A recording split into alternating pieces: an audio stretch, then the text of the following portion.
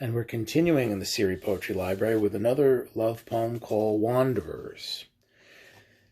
Wanderers walk the wasteland of their hearts, living off scattered remains, loose change, seeing paradise only in dreams, surrender daily to stillborn jobs, hollow love, but somehow never losing hope, finding the will to will on.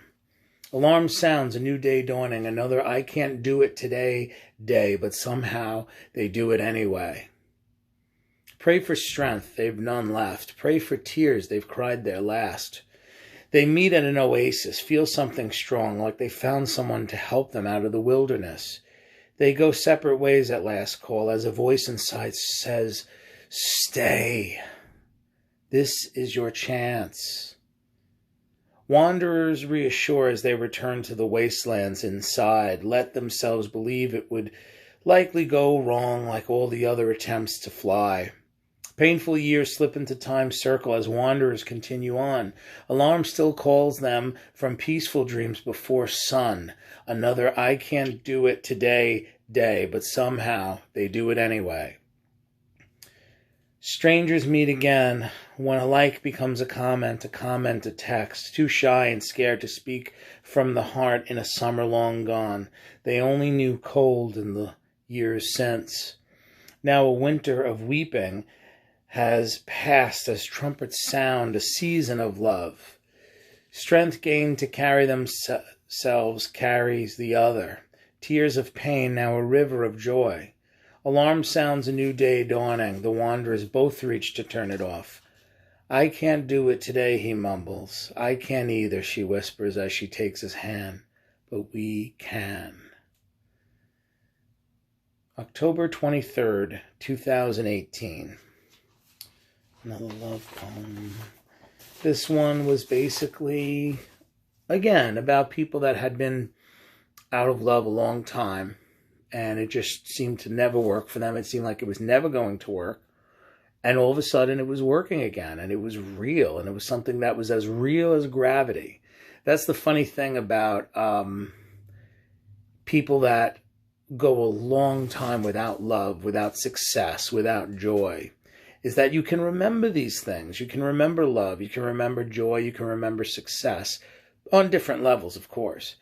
And when it all seems to be happening in real life, something that was just in your mind for so long, like, oh, wouldn't it be nice if this worked out or that worked out? It could be anything. It could be a job. It could be a relationship, a goal that you might have set for yourself.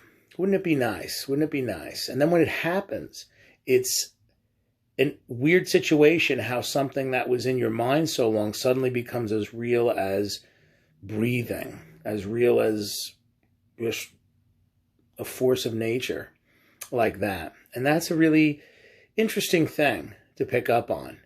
And my hope for a lot of these poems is that even if these things don't last, even if these things don't work out, in the case of this situation and in this relationship, it didn't last, it didn't work out.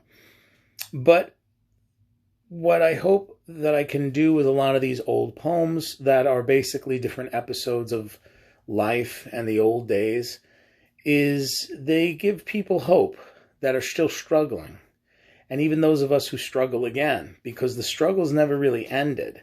I thought they were ending, and that's why I was writing all these wonderful love poems about how love is real all of a sudden. And like for years before that, I was writing, love is not real for my life, and I'm a love agnostic. I believe love exists, but not real in my life. And all of a sudden you meet someone that's great, and all of a sudden these things suddenly are real. And I believe that they are, or at least I, like as the poster says, I want to believe.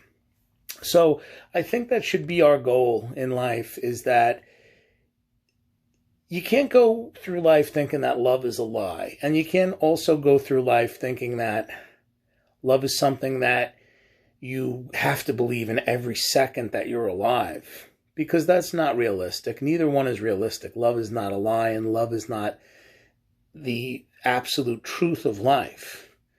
But I want to believe.